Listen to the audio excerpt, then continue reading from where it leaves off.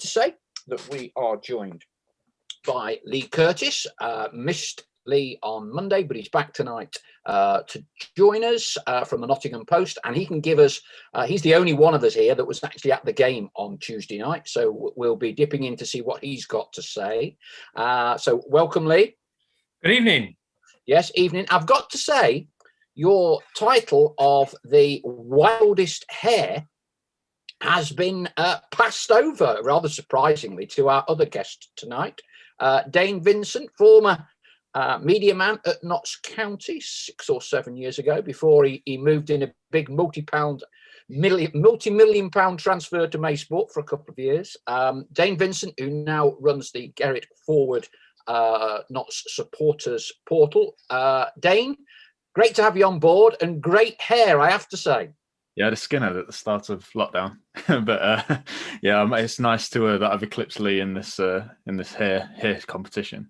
Looks like somehow Hanson. Do you remember Hanson, the band? Yeah, I've been told. Yeah. Have you ditched the Alice band tonight? Yeah, I bought. I ordered some from Amazon, and there was like 10 in a pack, and I've tried every single one, and they're just never ever going to see the light of day, I'm afraid. They're just total fiasco. Yeah. It's right. A bit hard when you're not Jack Grealish. Fiasco might be an adjective that gets used by a few people tonight. Lots of questions.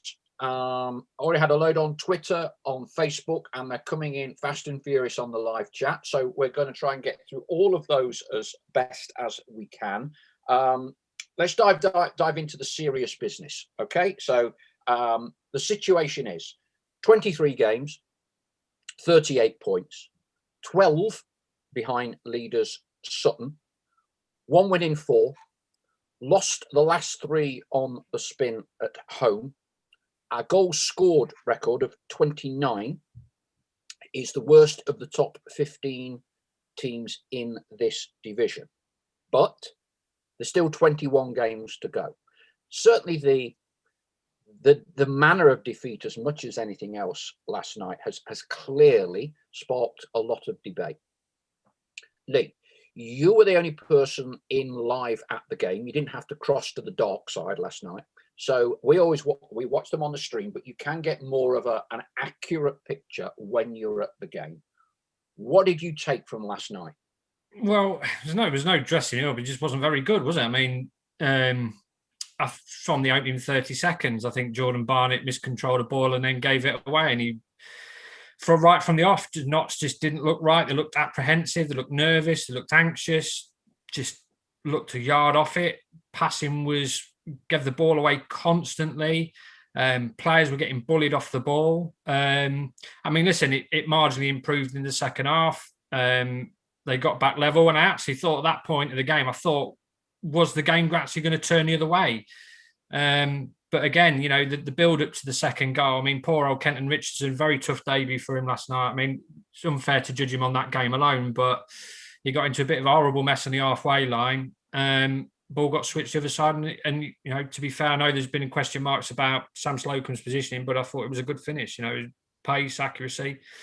But yeah, it just wasn't very good. It was just lacked intensity, energy, and character, crucially, I thought, most of all. It was waiting for somebody to grab it by the scruff of the neck, and nobody came up to the plate. But what I will say is that, listen, the form across the top 7 teams at the moment is very patchy across the board. There's only Sutton, really, who are showing any kind of consistency. You look at Torquay, lost 3 at the last 5. Hartlepool drew last night at Wealdstone. So it's all there to play for. I wouldn't say Notts are in crisis mode just yet, but clearly there is major concern and justifiable concern. I don't think Neil Ardley dressed it up last night at all. There is justifiable concern about the way the team's playing at the moment, but somehow they have got to try and find a remedy for what's going on. But we went through this last year, if you remember. I spoke to you about it earlier today, Paul. I remember getting beat at home to Barrow 3-0, then lost to Aldershot in the league. Then I think drew against was it Bromley at home 1-1, and then drew against Sutton. I think they went 5 games without a win. Got beat against Northampton in the FA Cup. Same things were being said, but then Notts turned it around and went on a fantastic run. So, Neil has been in this position before. There's plenty of experienced players in the dressing room who will have encountered periods like this, and now everyone's just got to stand up and be counted. Everyone, manager, players, backroom staff, everyone. Dane, you've been on the inside of Notts County. You've supported Notts all your life. You now fulfil a role as a fan, and obviously work closely with a lot of the fan groups with Gerrit Forward. So, what's your take on this? We've been playing poorly before the results turned. I think there's something not right. There's a disconnect, and I think for me it was quite watching it last night. We looked terrible at fullback. Sam Slocum will have been disappointed with the second goal. But overall, like the midfield, there's just a big gap between. I feel like Kyle Watson's really isolated, and I don't know. There's something not there, and something needs to. But he just seems. Neil Ardley just seems to make the same changes all the time. It'll be the winger that comes off, the wingers that get rested. Has there not been any assessment of the centre midfield? Do we need more legs in there? There just seems to be a big gap, and I'm not sure. There's an insistence to rest all these players, but it always seems to be the same players. 39-year-old Michael Doyle, Jake Reeves in there as well. Do they seem to have I'm not questioning their fitness, but if other younger players in the side need to be rested, surely rest those a little bit occasionally as well, especially when it's not working at the minute. Just change something up for a change. But yeah, it's really frustrating to watch. Last night, I was just head in hands, just watching it the whole time. You can see from that first minute that things weren't right. And it's been the story for the past few games. And it's really frustrating when you see the backing that the manager's getting. It should be a lot better. And especially when the form against teams who are in a bit of disarray and worrying about whether they're actually going to continue, not being able to field a full squad for the match, not able to name enough players on the bench. You think we should be doing better than we are. There was reason. I thought we potentially overachieved last year, but this season are we underachieving at the moment, considering the backing against other clubs in this division? I think one of the single biggest challenges we appear to be facing at the minute, Leigh, is being able to play and combat against a high press. Yeah, none of us want to get too technical, okay, because we are all amateurs. We have never kicked a professional ball in our lives, okay? So this is not technical or whatever, but from a terrace, from a sat in your settee in the living room watching games, there does appear to be a common thread, certainly in the last 3 home games, where teams have pushed right up. And we seem to have found it very, very, very difficult. And it's not a case of Notts dipping 10%. It's kind of, we look at completely different team.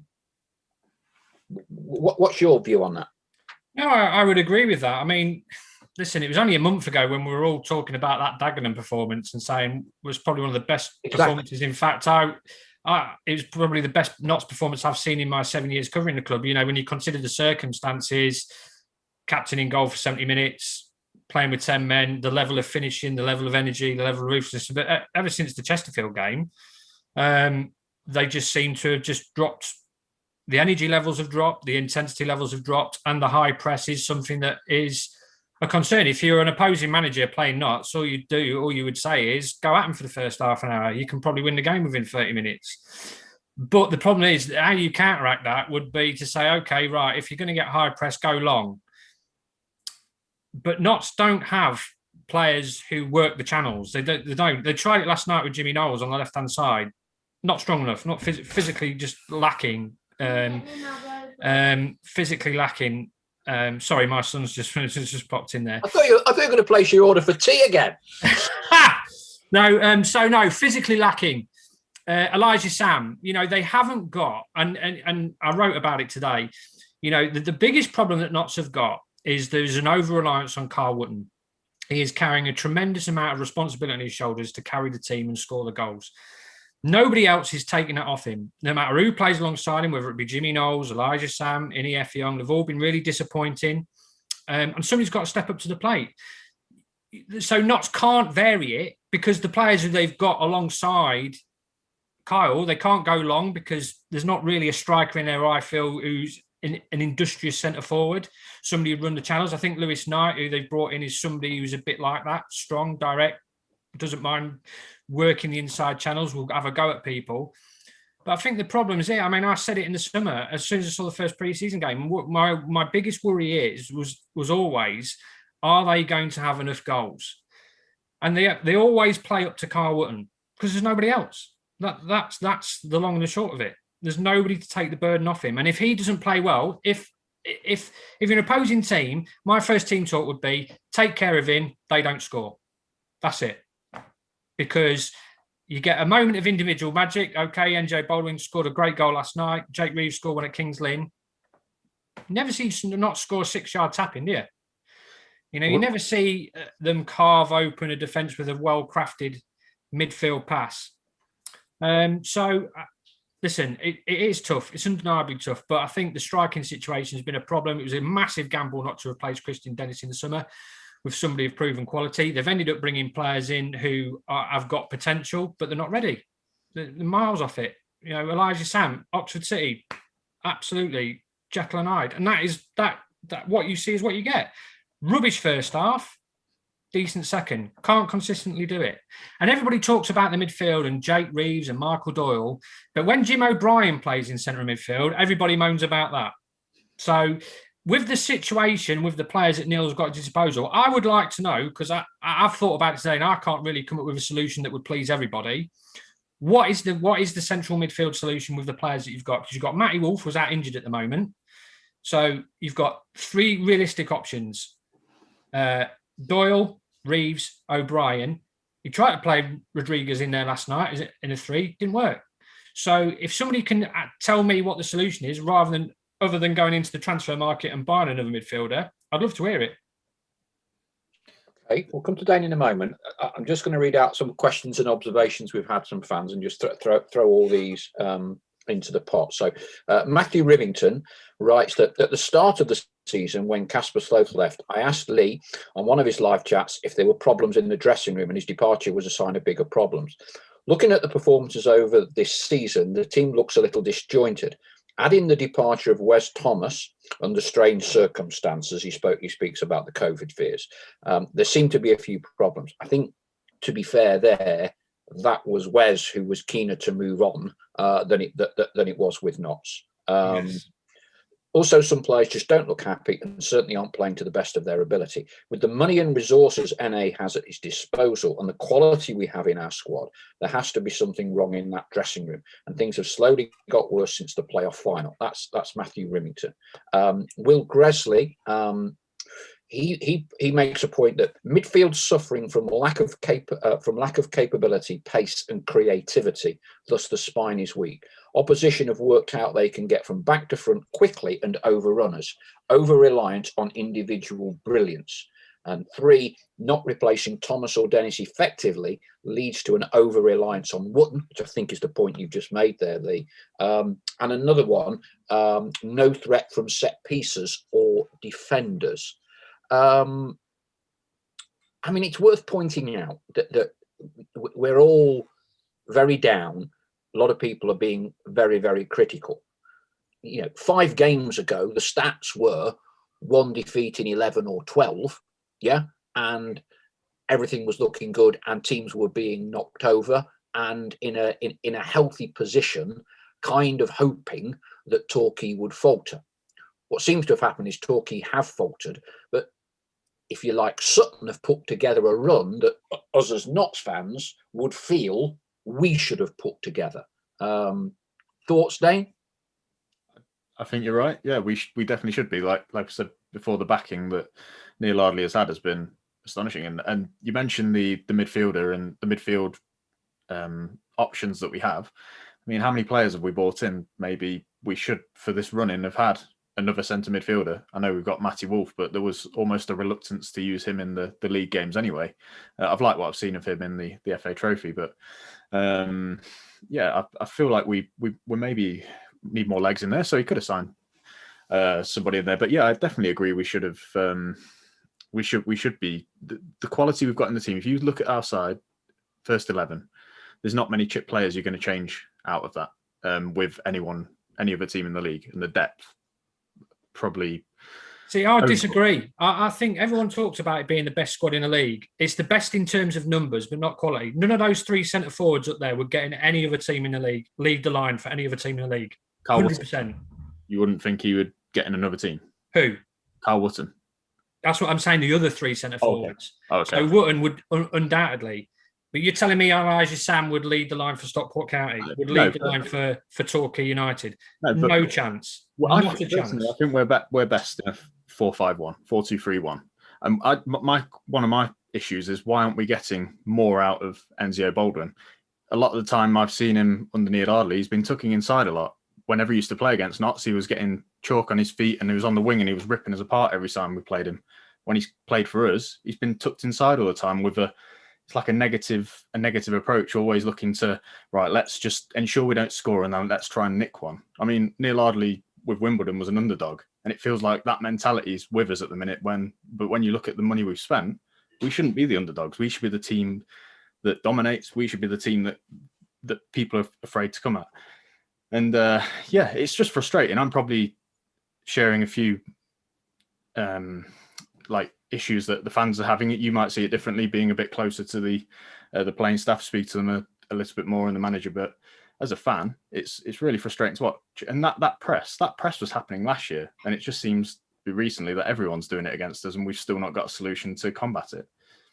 No, I would totally agree. I mean, it happened in the playoff final, didn't it, against Harrogate? But I would say that, the issues were there in the start of the summer. They should have replaced Christian Dennis. It was, you've lost Wes Thomas, 12 goals, 15 goals from Dennis, is 27 goals.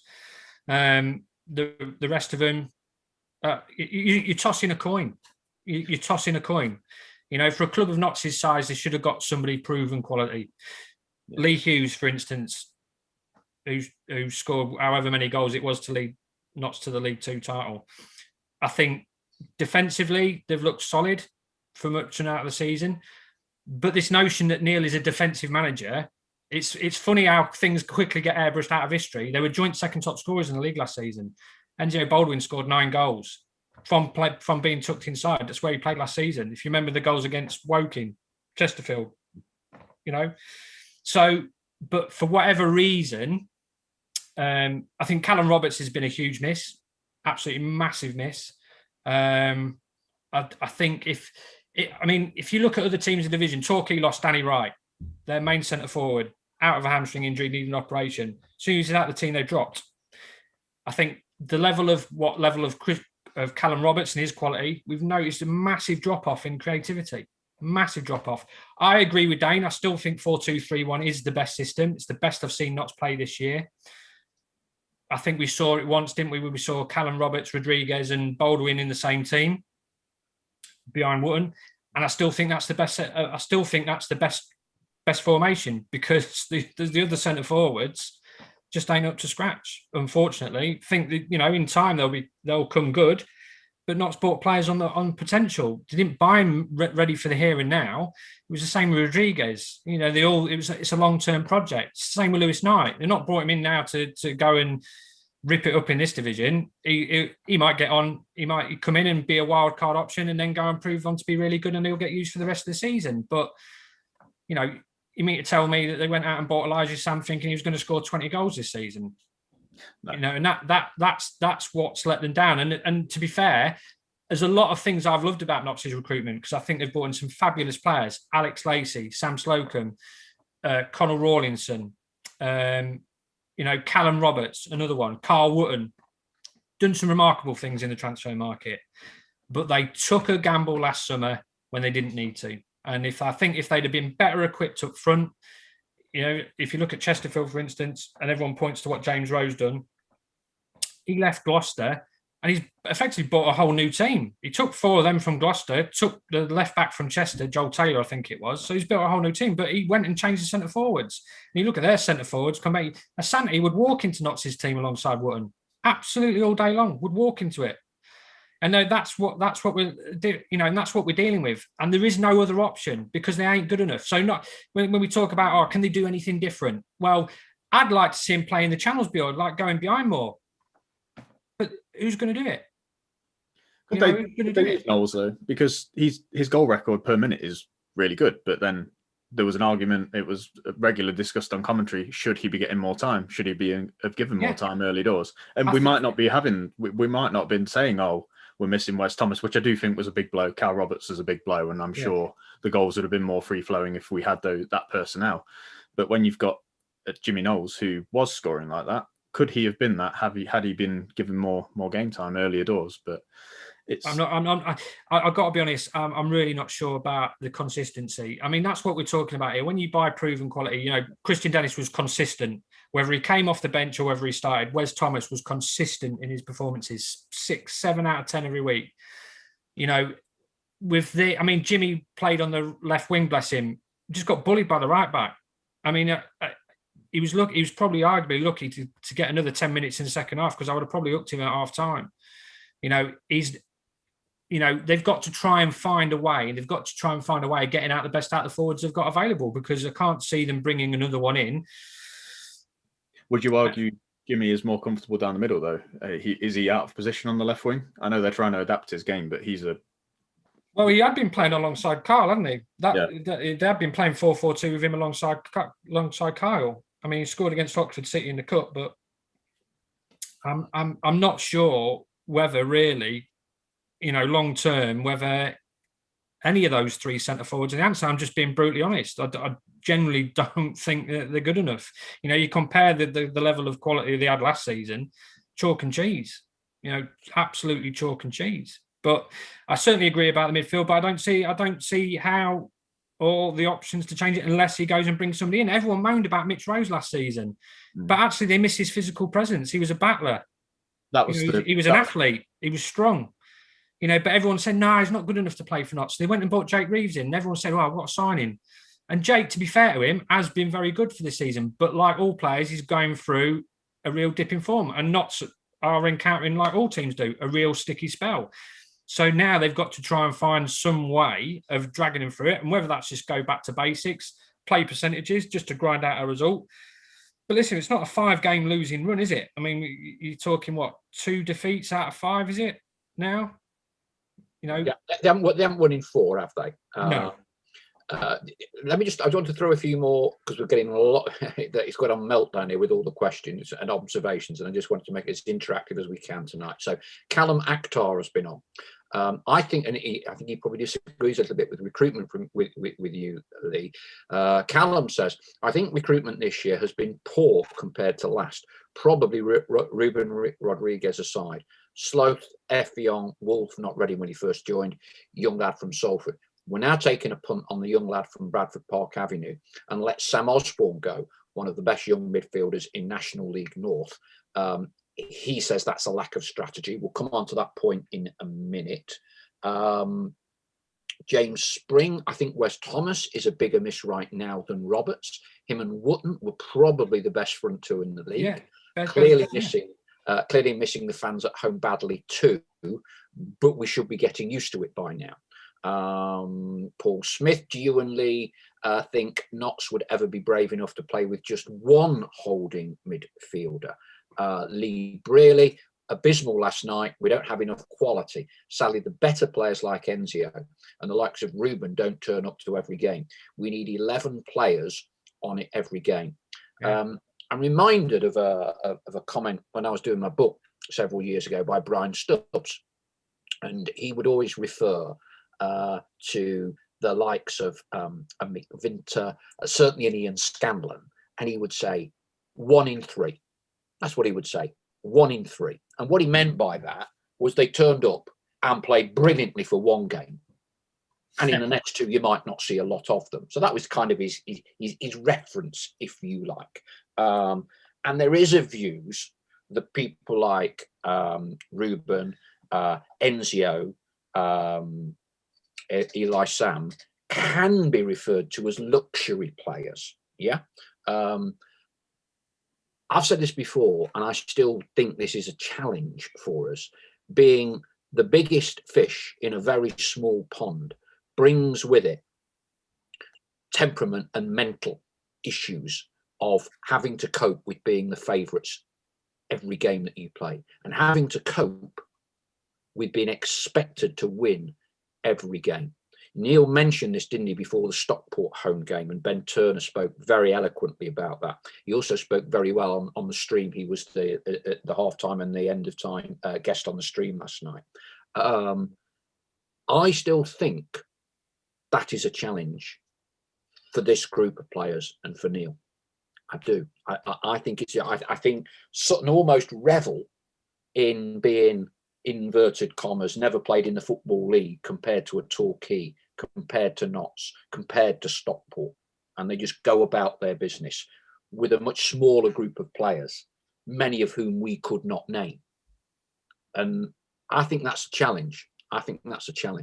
And the more we go on little blips like this, the more difficult it's going to be. We spoke tactics. Where are we all with Neil? Is this dip down to the players? Is it Neil?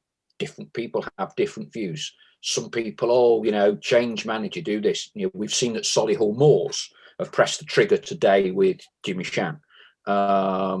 What's our take? I think it's collective. I don't think there's any one particular. Like I like Neil Ardley.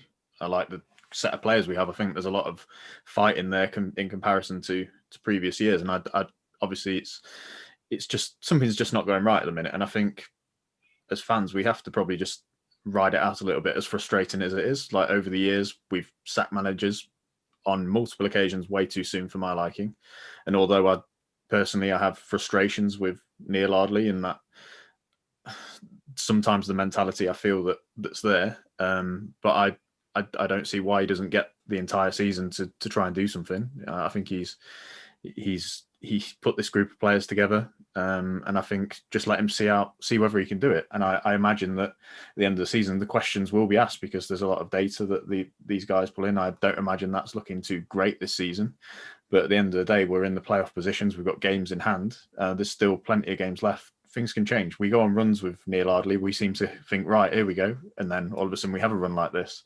But you just got to hope that we can somehow spin it again and then end the season strongly. But at the minute, it's not looking good. But I like to think that he'd be given the season rather than do what we've always done as Notts County, get rid of the manager. Then what comes in is usually worse than what was before. And they're bringing worse players than what was before. Let's just give it a go and see it through and see what happens. Yeah, I totally concur with Dane.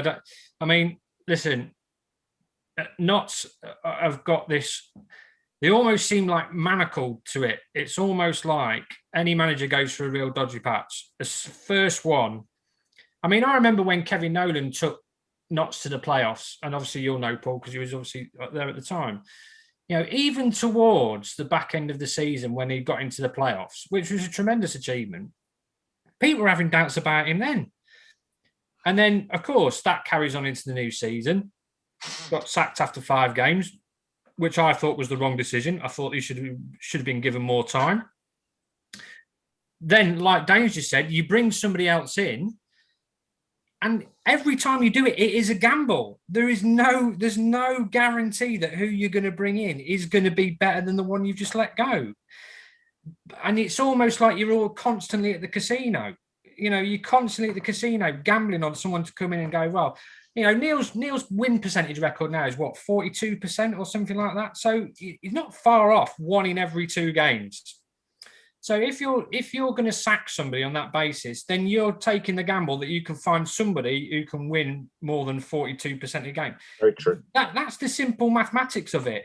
So are you mean to tell me it's not as if his win percent rate shows 20%? You stand a good chance of improving that if you sack somebody. But 42, who are you gonna bring in? I saw someone today talk about the Cowleys, cloud cuckoo land. Yeah, absolutely cloud cuckoo land. Yeah. They were in the Championship last year. They've gone past the National League, way gone.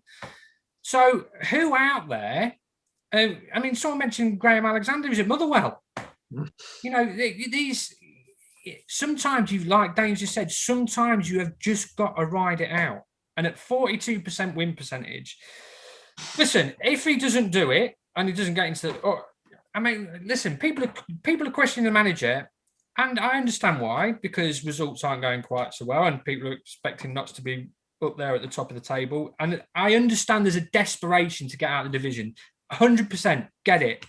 I was here with Lincoln. It was exactly the same. Got to get out of the league at all costs. Got to get out of the league. Got to get out of the league. Lincoln ended up changing their managers about left, right, and centre until they finally got it struck gold with the Cowleys. So it's a very hard league to get out of. If it was easy, Stockport, Chesterfield, Wrexham, Hartlepool, teams with good budgets would have done it a million miles. It took Luton 5 years to get out of the league. So, like Dane said, I think you've just got to ride it out and see where you are at the end of the season. And I think, I'm sure the owners, for me, in the times that I've spoken to them, they don't seem to be owners who act on emotion, which I think is the most dangerous thing you can be as a football club chairman, because you make irrational decisions based on you're not objective.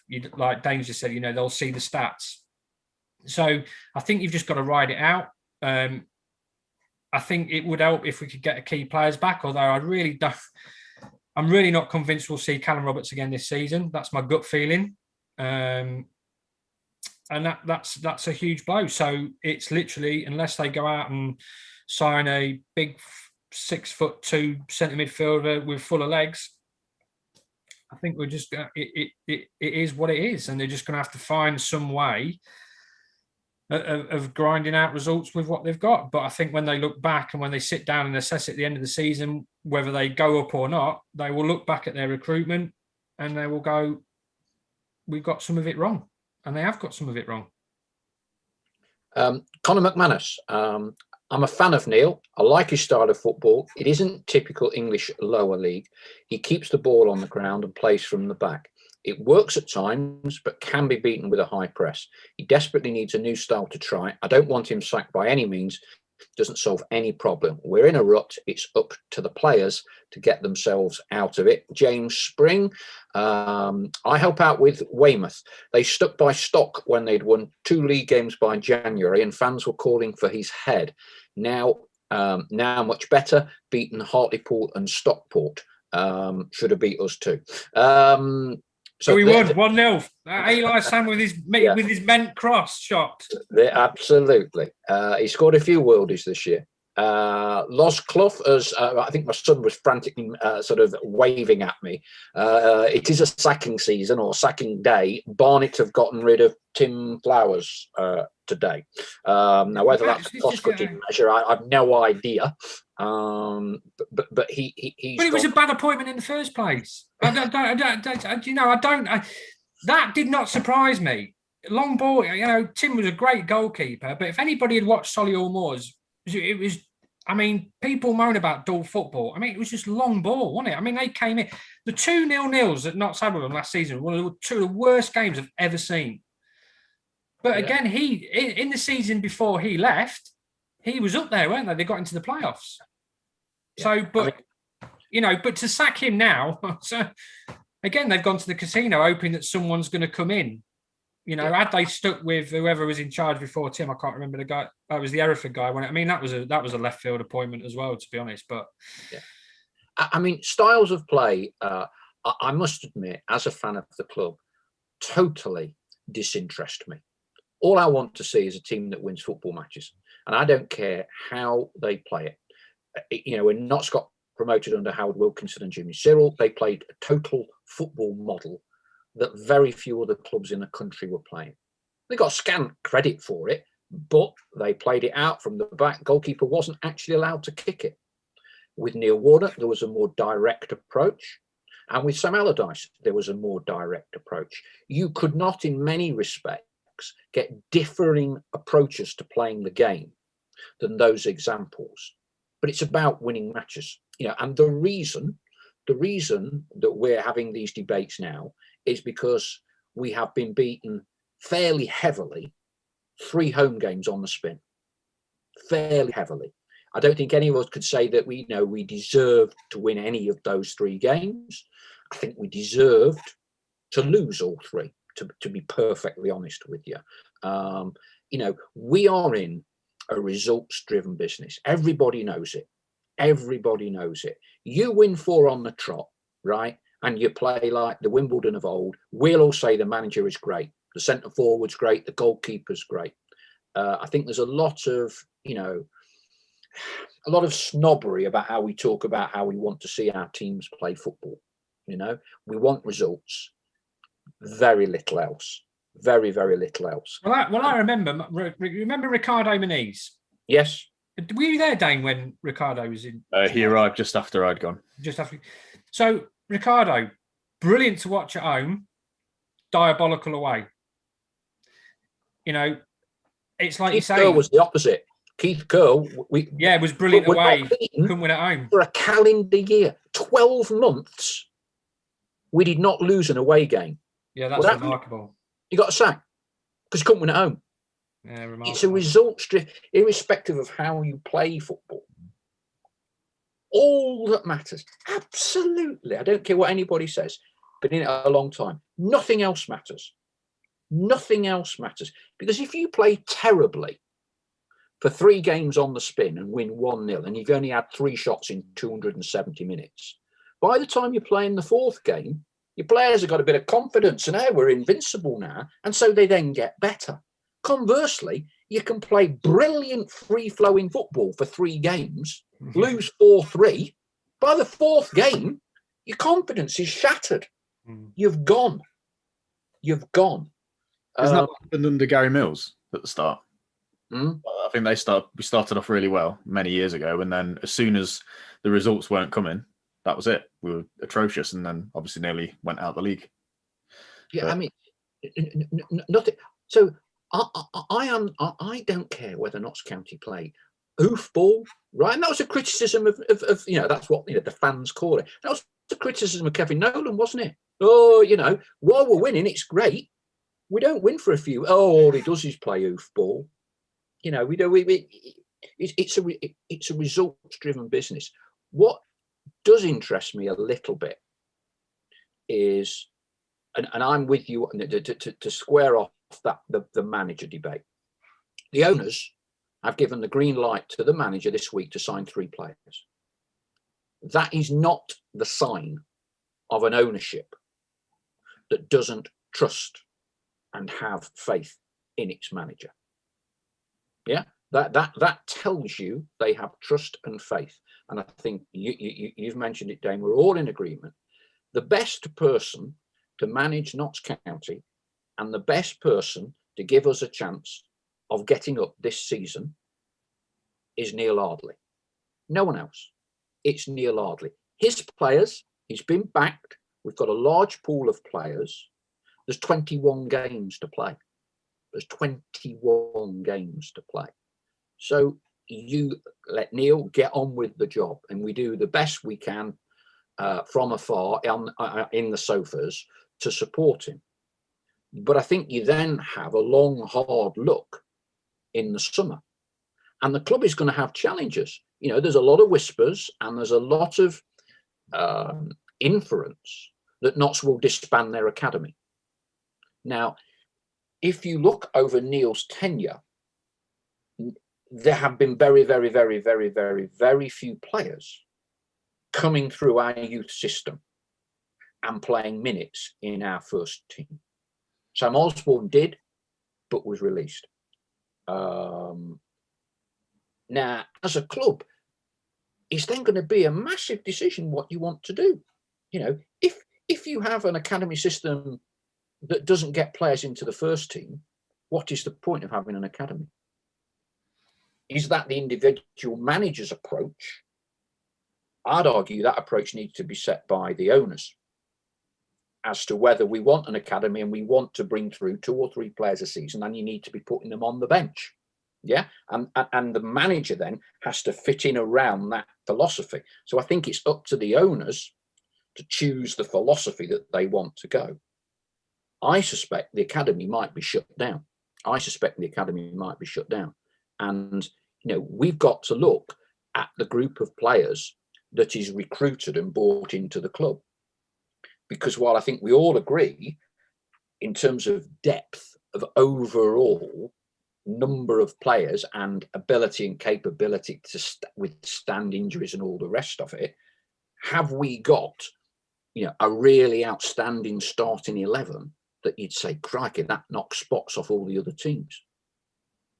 Well, no, you're right. I mean, we're going back round to recruitment again. I don't think they have. No, we talk about kids coming through the youth team. If you look at Kenton Richardson last night, like a rabbit caught in the headlights on his debut. He's, what is he, 19? Is he? I mean, it's unfair to judge on one game, but for me personally, I think in this league, and it's such a brutal division. I mean, it is absolutely brutal. One automatic promotion spot, then you've got the lottery of the playoffs, and every week you're playing against big, horrible teams, a lot of horrible teams. Men, full of men. And I think sometimes Notts have been a little bit naive to that as well. I think that they've struggled against teams who want to be in the face. I think sometimes they're too nice. They have been a little bit too nice. You'd probably look at Dion Kelly Evans as the only player you think who's got that little bit of spite in him. Doyley's. I like Michael Doyle, but even he, but he's quite the other way. He does the subtle pinching and all that. But aside from those two, and Connell, really, is there? I don't think there's enough edge. I mean, Kyle Wootton is a brilliant centre forward, massive size, but I don't think he uses it to his advantage enough. He's an absolute mountain. Great strength, physical power. Go and bully people. Dig your elbows in. And because I do think Notts are a little bit, for want of a better word, I don't want to swear, but need some cojones. Well, it looks like I've upset one or two of our guests. Aaron Porter, how can you say he's the best person to manage us? How the hell can you say that and keep a straight face? The reason I say that is because he's recruited this group of players with 21 games to go. When you've listened to other podcasts, players, managers will tell you the continual revolving door. I guarantee you, if a new manager came in now, he'd want another 10 new players. That is the way, and that's how you end up with ridiculously bloated squads. We had 3 managers. Yeah, we went down, but we went down with about 41 professional footballers. So it was mentioned. It was mentioned earlier about a potential unhappy players, unhappy dressing room. Leigh, you're probably closer. You could probably speak better on that. But I know when I always sense that there's a good atmosphere in the dressing room between the manager and the players. I think they care for the manager and they want to play for him. Now, if you disrupt that can have a really negative effect. When Keith Kerr was manager, we were doing quite well. We were quite high in League One. The players absolutely loved him. They were number one for him, and the respect went both ways. They absolutely loved him. It's the only manager when I worked there that I ever saw when he lost his job, the players lined in the tunnel. Every single player was there shaking his hand and was absolutely mortified. And after he went, everything went downhill. And I think you've got to be careful with managers like Neil, who is probably really close to the players and has a good relationship. Like Leigh, you can probably speak better on that. If you disrupt that can have a really negative effect on occasion. I'll give you 2 words: Kevin Nolan. Yeah. When Kevin got the sack, the senior players in the dressing room were so furious that he went. So because there was a lot of players who were loyal in there to Kev, and that carried on. Harry Kuehl, really, although I don't think he helped himself really with his manner, because I found him quite difficult to interview. And although by good coach by all accounts, I think Paul would know. I mean, it seemed like, and I got told a couple of times that the players were absolutely fuming, and I think that carried on, throughout the season. In terms of the players, and I mean, listen, if there was problems in the dressing room, that 10-men performance against Dagenham wouldn't happen. It wouldn't have happened. They'd have lost that game.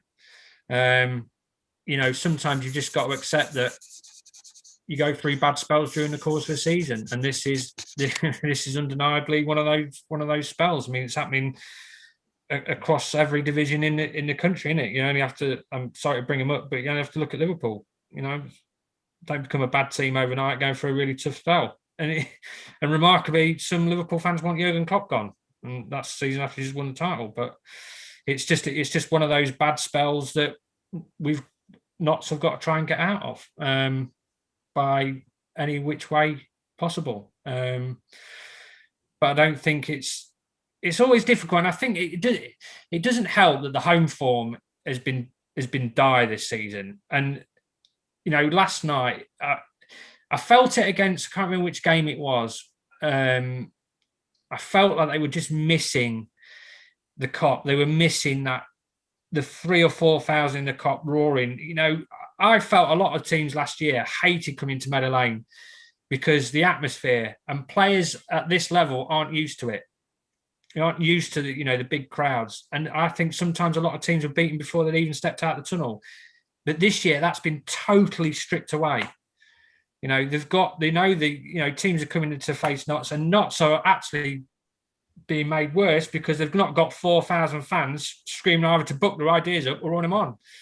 So it's really stripped that away from you. You can't use it as an excuse, but I think that's definitely contributed to why the home form has been so poor. Teams are just turning up now, and it's just like, wow, great stadium. Hey, guess what, lads? As well, we ain't got 5,000 fans screaming at us. So it's easy, isn't it? I mean, I do think we should be able to combat that with the quality we do have. I think if you put out our strongest 11, there's no one who should be able to compete with us. Personally, that's what I think. Anyway, but I just think with Neil, I think at the end of the season, he's gonna suffer the consequences of, if he doesn't get it right, the chances are he won't be here next season. But if he does, and we've managed to get through the playoffs or some miracle automatic promotion, then fans are going to soon forget the bad run. Yeah, I mean, play out. I mean, the interesting thing will be is if they finish in the playoffs and don't go up, because if you're telling me now a manager's position's under threat when you're in the semi-final of a cup competition, which have done remarkably well to get through, some really tough games. No, Notts fans don't really pay much attention to the FA Trophy, but it's still a senior cup competition, and they're in the playoffs with 21 games to go, and everybody in the top 7, probably bar Sutton, are going through the same patchy form. I think the most disappointing thing for me is the door has been left open several times. It's been left open several times from just to take it by the scruff of the neck. And this is what I mean when I talk about leadership and, having players in there going out and wanting it, wanting to be up there. They just have dropped the ball. I mean, after the weekend results, when they didn't play Aldershot, Torquay got beat. Other results went for Eastleigh got beat at home. Stockport got beat away at Weymouth. You're thinking, right, wow, what a boost that is. The door's been left open again. Go and take it by the scruff of the neck. And they just haven't been able to do that. And I think, unfortunately, I know Paul talks about the weight of expectation. I do think some of them are going to inevitably struggle. I think the experienced lads will be all right. But the ones who have come into the club, like the young lads, they'll find out very quickly. And as we've seen before, the weight of that shirt can do some pretty horrendous things to players. We've seen it happen in the 7 years I've been here. So that's something that's something else they've got to deal with as well. So there's a lot of questions that need answering. A lot of questions. Some more observations, and good to see some constructive debate. Paul Smith, I wish the Ardley out crew would think what life was like under Alan Hardy. Heavily criticised for not sticking with managers. Take Nolan as an example, who had brought in their own set of players. And Aaron Porter replies, I respect that answer, though I don't agree with it in this instance. Though, yes, I agree in a broader picture. I don't just at all believe Neil getting anything close to the best out of these lads. I think if we put things into context here, we're talking about 5 games that have undermined a previous long run. Okay. I'm not sure the trophy cuts much ice with Notts fans, Leigh. No, I've just said that. Yeah. I don't think I think it would be unfair to say it's an irrelevance, but in the grand scheme of things, you'd rather have held on for 2-1 against Kings Lynn and gone out in the penalty shootout at Havant and Waterloo. And I think I don't think that's going to cut much ice with Notts fans in the scheme of things, with how they're going to judge this group of players. and this manager. Because like it or not, this club, it is going to be judged by winning a return to the top, to back into the Football League. Now, that might be harsh, that might be difficult. That is the reality of the situation. And so fans will judge everything on whether that is delivered or not. You know, that is why Notts County have a larger squad of players than virtually any other club in this division. That's why they have a more expensively assembled group of players than any other club in this division. That should enable the club to withstand a quite bizarre season better than the other 22 clubs in this division. Let me put it this way, they certainly shouldn't be disadvantaged. I find it, I struggle a little bit when we talk about this is a stop-start season, we've not played many games, we've had COVID, the opposition have had COVID. For me, that balances out on a level playing field because there's 23 teams who are all going through the same respective challenges. So I don't think that makes any difference. Whoever gets promoted this season, whoever wins the league, deserves to win the league. It's no good saying, oh, it's a lottery. This club only won the league because it was a bizarre league this year. You know, no, whoever gets the most points over 44 games or whatever it is deserves to go up because they've been the best team to withstand whatever's been thrown at it. 21 games to go. You know, we need to put that run together that started last year and got rudely interrupted with COVID. If you can put that together, I still maintain we will not be far away. I suspect Sutton going top will now start to feel it a little bit. I suspect maybe Torquay will come again. But for us to get that top spot, we have to go on 10 games, win 7 or 8 of them, draw 2, lose 1. And this group of players with this manager should be able to do that. They should be able to do that. I don't care what anybody says about breaking or we've got 2 games a week. This group of players should be able to do that. Yeah, 100%. Definitely.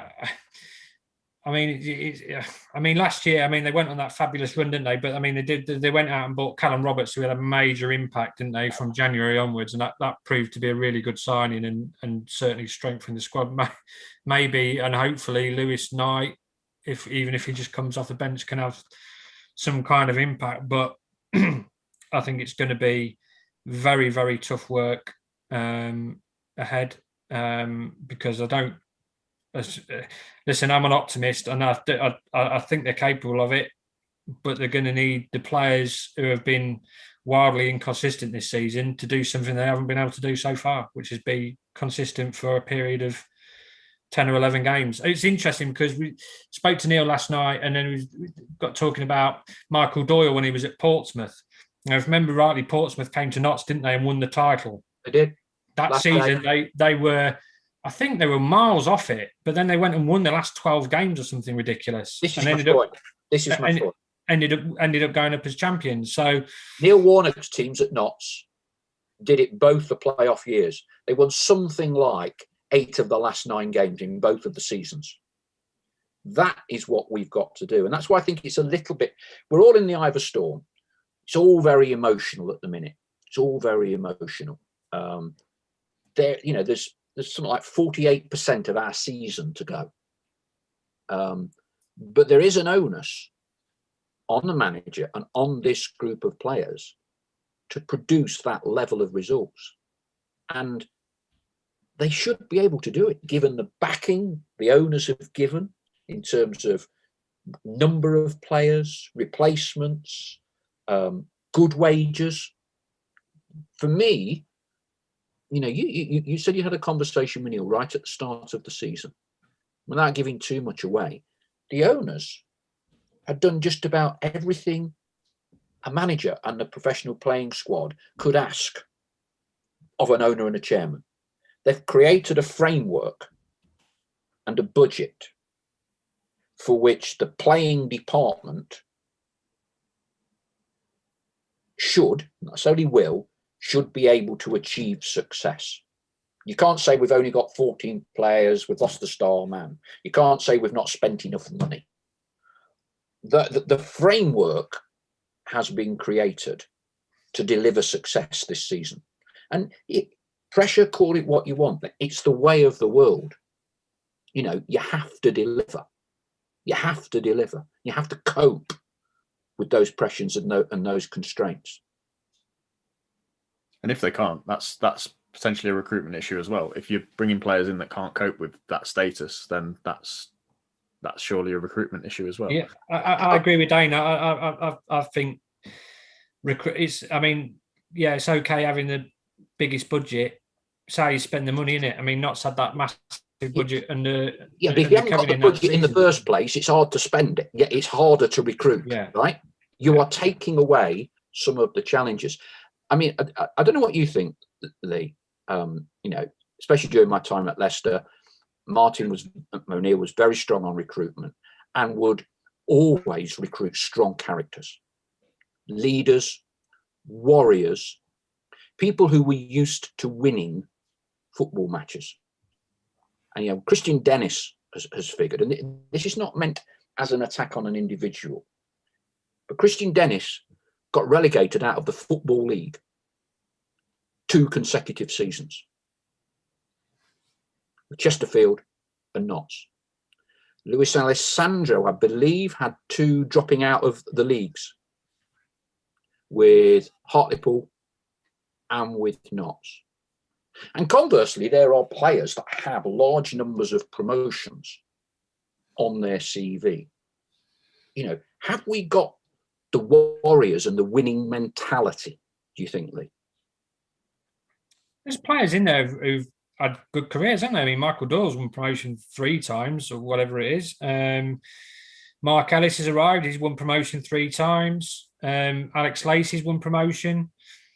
So there are players in there who have been in there and experienced. Richard Brinley's another one. Went up to the Championship with Rotherham. I think he played in that game against for Rotherham at Wembley. So there are players in there who have got it, but again, character's a great word. They can't do it all on their own. You know, they can say and beat and pin people up against the wall and have exchange angry words, but you need players like it. They're not. I don't think they're much of the issue, because your Conor Rawlinsons, your Alex Lacey's dependable, Sam Slocum's dependable, Richard Brinley's dependable. It's the ones who are your Elijah Sams, your Jimmy Knowles. They're the ones that have got to step up to the plate. They are the ones that have got to find some form of consistency. Because Callum Roberts, as we all know, last year, he came in, consistent level of performance. That's what makes him such a good player. Every week, you give him the ball, he makes something happen, scores, he creates. You know, look at his contribution in both playoff games. Scored the free kick at Wembley, scored an unbelievable goal against Barnet. You know, that's what we're talking about. They are the players who make a difference. And you know, people talk about leadership, but it's leadership in your own way. Whether you don't have to be a ranter or a raver to show leadership. Callum Roberts shows leadership in the way he plays and beats defenders, and that's how he shows his way. You know, other players are now going to have to step up to the plate. But I go back to my point again. Sometimes I think Notts are too nice. I think there's players in there that I think just don't have that level of spite, and that's an issue, and that's why the likes of Halifax, the Kings Lyns of this world, are getting results against them. I think in a large way. You know, that 2-2 draw against Kings Lynn, you know, the free kick, the Ini Effiong giveaway, someone should have had him in the dressing room, because I know it's just outrageous, you know, giving away that kind of free kick in the last minute of a game. So that's they just need to find something from somewhere. The senior players have got to step up, of course, but it's a collective thing, and I think a lot of the players who've come in and, like you say, are on good money, have got to step up too. They've got to show some form of consistency right across the board. Yeah, I don't begrudge any professional footballer, whatever salary they are awarded. Okay, it is their jobs to get the best remuneration for the jobs that they do.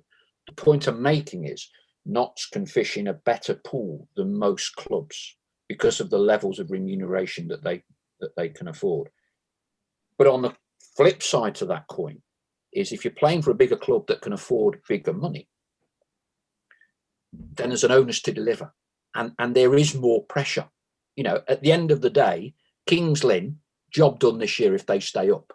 That was their level. Yeah, that was what their challenge was. Anybody who signs for Notts County, we're going to get back in the Football League. That's it. You can't not sign with where Notts are at the minute if the objective is not to get promoted. Notts can't have a business plan of stabilising in the National League for 3 or 4 years or 5 years or whatever. I'm sorry, it doesn't work like that. Notts at the start of each season have to work out how they give it the very best shot of getting promoted. And that's clearly what the owners have done this season.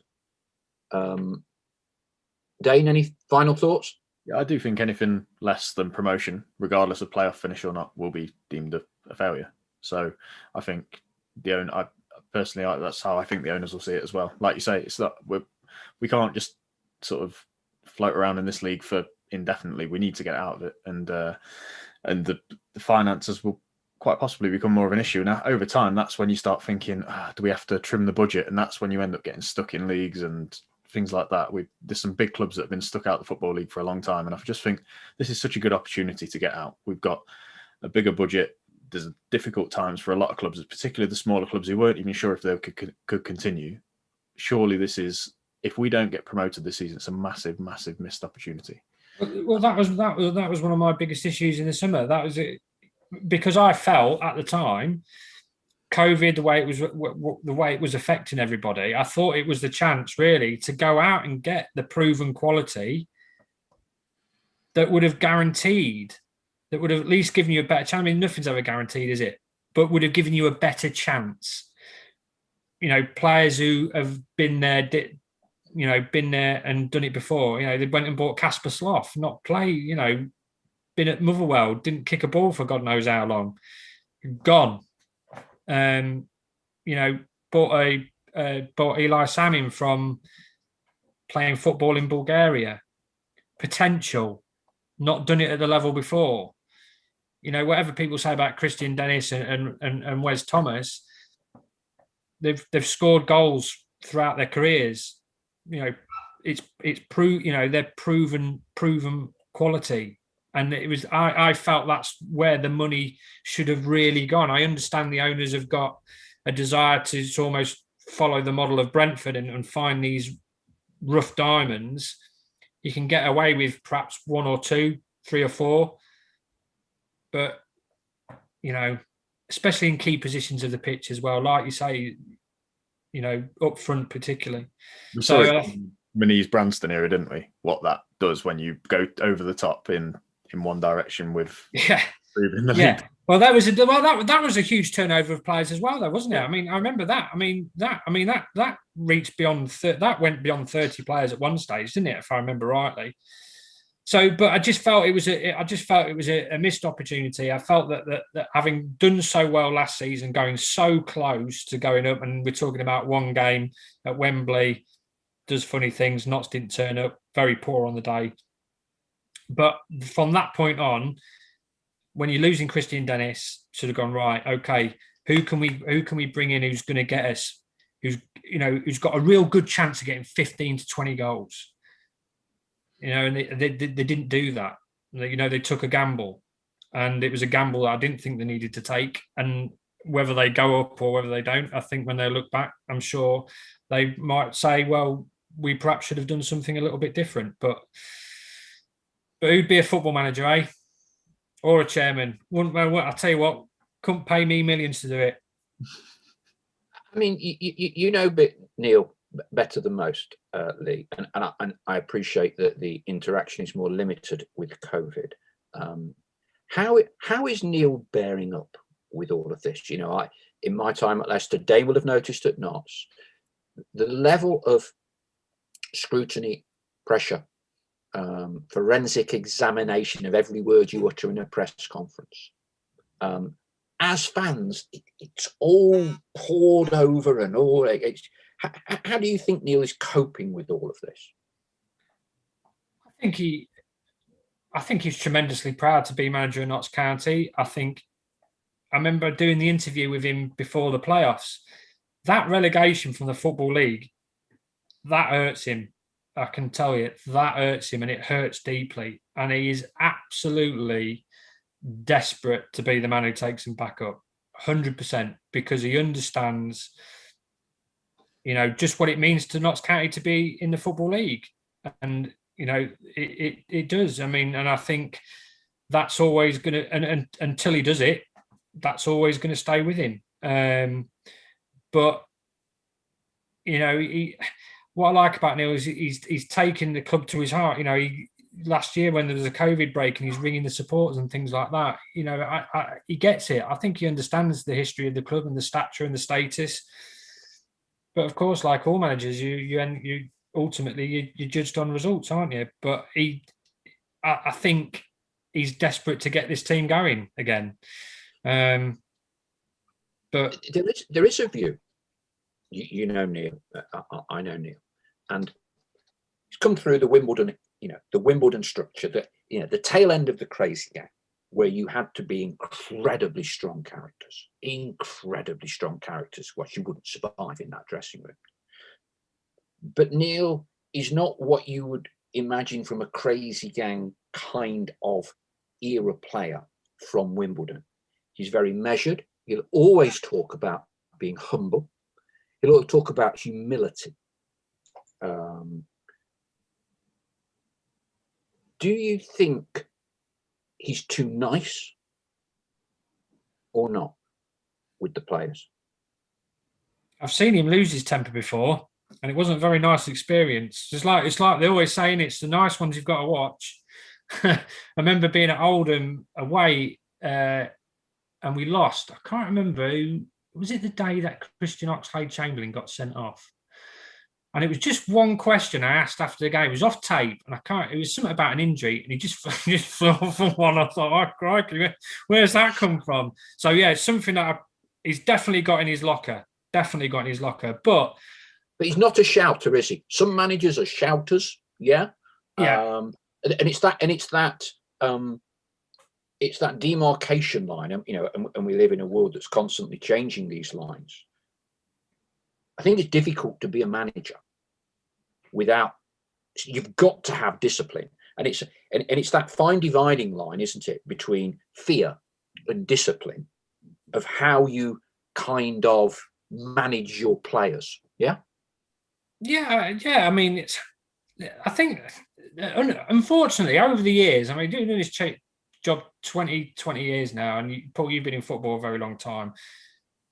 The players' behaviour now and how they handle themselves a lot more different. You don't get a lot of characters. I mean, you talk about the crazy gang era. You had Fashanu, Vinnie Jones. They've all gone. You know, young players are driving Mercedes and they've got, you know, big expensive watches and, you know, too much too soon and all that.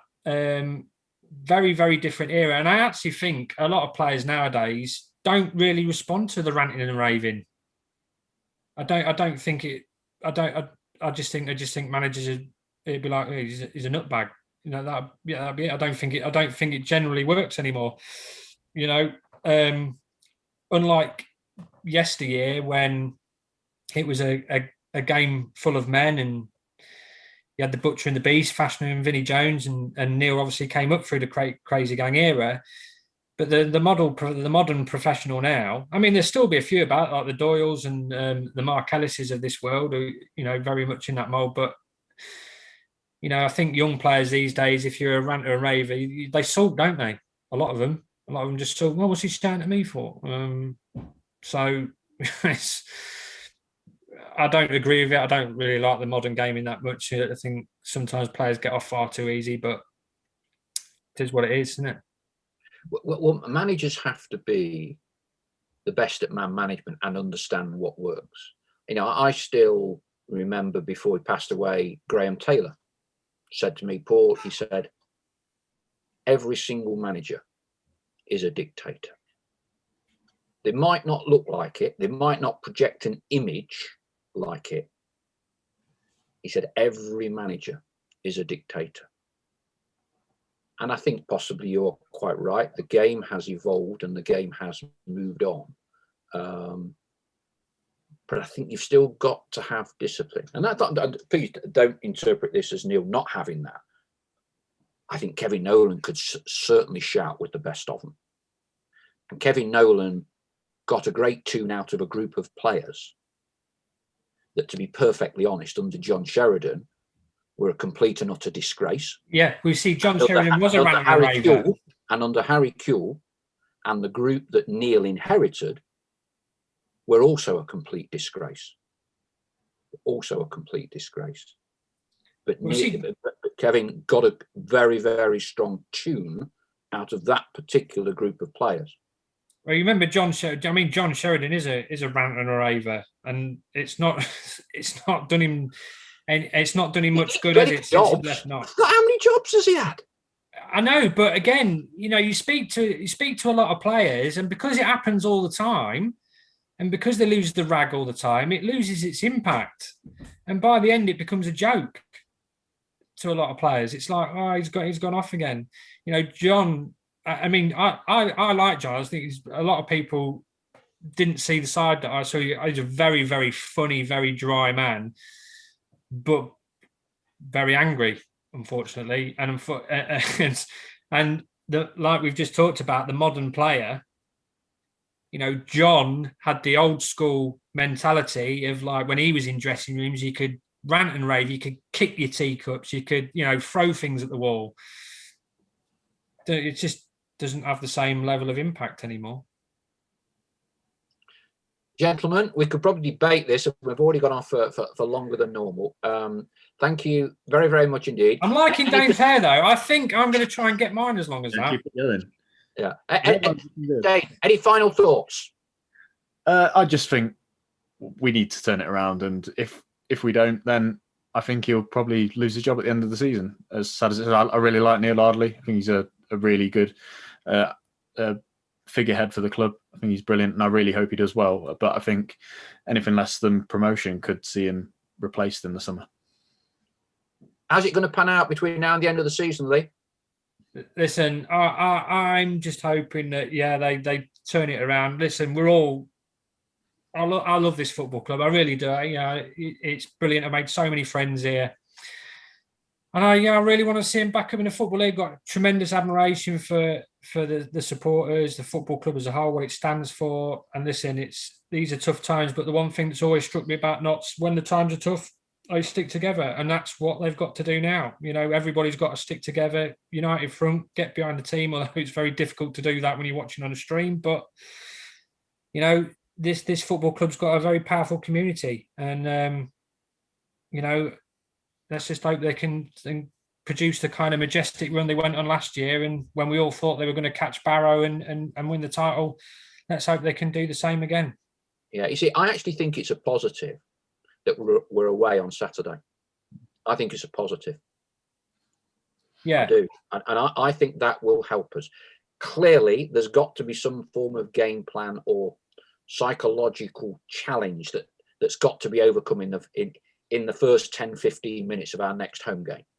But I think being away on Saturday will help us.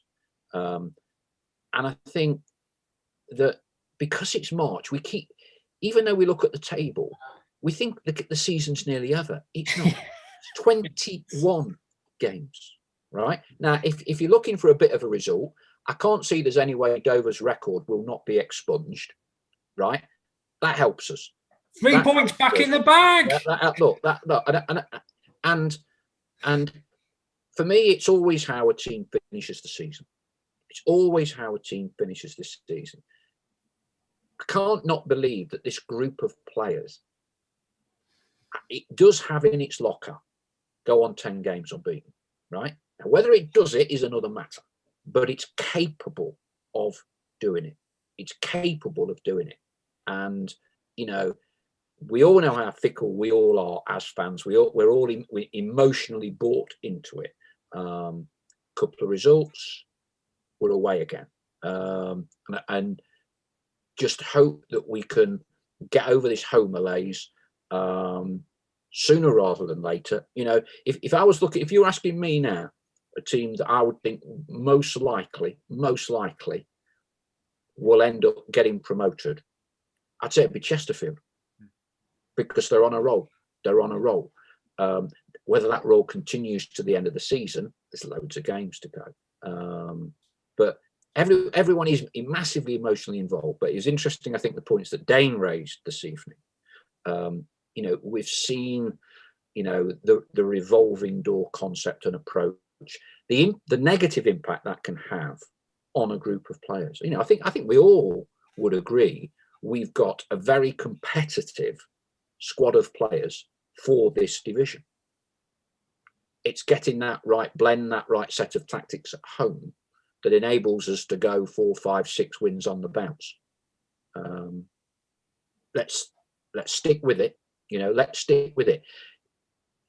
After what happened when we were relegated, you could quite easily have been in a scenario, Stockport, Chesterfield, where we were in the bottom 6. You know, we've never been lower than, I don't know, whatever it is. You know, after the first half dozen games, lower than about 7th or 8th. So, you know, Neil's been a very, very safe pair of hands in that respect. But we're ultimately going to judge things by being 1 of 2 spots at the end of the season, aren't we? Top of the table or winners at Wembley in the playoffs. Well, I think, aren't they? Somebody put up the record on Twitter the other day, and I've not seen it. At this stage last season, not so 7 points better off than what they were this time last year, or something like that. So, you know, of course. But it is only 20. It's halfway. I know. It feels, honestly, I know that it feels like it's been going on forever. You've got to think, this is Christmas. This is Christmas in the footballing parlance. This is Christmas. Yeah. So we get a few presents in the near future. Leigh, thank you very much indeed. Dane, delighted to have you on board. The mantle of the wildest hairdo has passed on from Leigh to Dane. Thank you very much. We were going to talk about some great stories that Dane had when he was filming Martin Allen swimming across the river. We're going to have to great times. Yeah, we're going to have to get you back for that one, Dane. But if I was to tell both of you, and you were even at the club, at the time and didn't know this one, Dane. If I was to tell you, a footballer, professional footballer, gets a call from the club at 11:30 on a match day morning and said, you need to go into town and buy a shirt because we haven't got one for you this afternoon. And the player goes, what are you talking about? I'm preparing for the game. No, you need to go into town. There's no shirts in the club for you. There might be some in JD Sports. Want you to go into JD Sports, buy a shirt, get your name and number put on the back of it, and report as usual at 1 o'clock. That happened to Francois Zoka. He couldn't get a shirt from JD Sports. He walked into the dressing room. The manager said, have you got your shirt? No. Well, you're not playing then. Unbelievable. Unbelievable. Stems from Francois having given his shirt away the previous week. But as Francois says, why didn't they tell me that during the week? Why do I get a call at 11:30 on the morning of the game? Last home game of the season. Couldn't make it up, could you? That was when we were Football League. I was going to say, yeah, yeah. Can you just get one from one of the fans? I mean, I remember being at Link. Mark Stallard, in fact, actually, will probably tell you this story. I remember being at Link doing a Lincoln Shrewsbury game once, and they didn't have a shirt for him, so So the kit man panicked, went to the away end, and had to go and find a shirt that Mark Stallard could wear that fit him. And I can't. Yeah, that actually happened. Just ridiculous. You see, very funny, but it was ridiculous. I think the club were trying to make an example of Francois because he'd given his shirt away when they were under orders not to give the shirt away. You see, I think that was kind of the underlying tone. But for the manager to go along with that, and but I mean, Francois was a nice character actually. It was a good job. So that is on Thursday evening from 5, and Francois tells the story very well. I mean, it is quite unbelievable. So at least we'll finish on a slightly humorous note. Thank you both for this evening. As we used to say at Leicester, keep the faith.